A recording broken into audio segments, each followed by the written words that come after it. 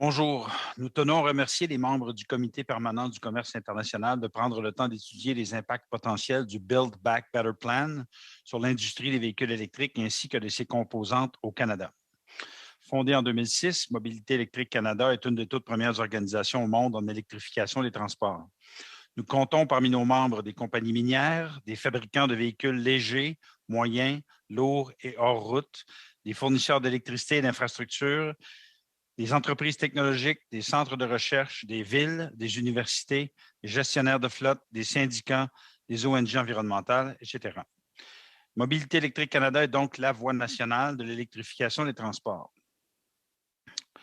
Back in February of 2021, EMC fully supported the Canadian and U.S. government's agreement on the importance of the development of a zero-emission vehicle future and a battery strategy at the first bilateral meeting held virtually with Canadian Prime Minister Justin Trudeau and U.S. President Joe Biden. As noted in their official statement, the leaders agreed to work together to build the necessary supply chains to make Canada and the U.S. global leaders in all aspects of battery development and production. To that end, the leaders agreed to strengthen the Canada-U.S. Critical Mineral Action Plan to target a net zero industrial transformation, batteries for zero-emission vehicles, and renewable energy storage. Later that year, the U.S. administration presented its Build Back Better plan with specific provisions on EVs. As soon as the plan was known, EMC was amongst those who alerted the Canadian government on the risk it could present to U.S.-Canada EV relations, to Canadian workers, and to the Canadian automotive industry in general. I will outline a few of the items in this plan that may be cause for concern. Adding another $500 for EV rebate using battery packs in which 50% of components, including cells, are made in the U.S. Since all EVs require battery packs, this means that the U.S. administration wants battery components to be made mainly in the U.S. This could hinder Canada's capacity to attract battery manufacturers to our country and therefore deprive us of a key part of the automotive industry of the future, battery development. Although Canada is not yet a critical mineral superpower, the potential is clearly there with 31 critical minerals identified in Canada, experienced research teams, and our qualified workforce. Another item is $7,500 rebate will only apply to US-made electric vehicles after the first 5 years, and this rebate will then be in place for another 5 years. Considering that 9 out of 10 vehicles built in Canada are sent to the US, this proposal clearly poses a threat to the future of the automotive industry in Canada, since almost all vehicle manufacturers are announcing the end of internal combustion engine production in the next few years. To demonstrate how fast the world market is adopting EVs, here's a few up-to-date information on some manufacturers' plan for EV production.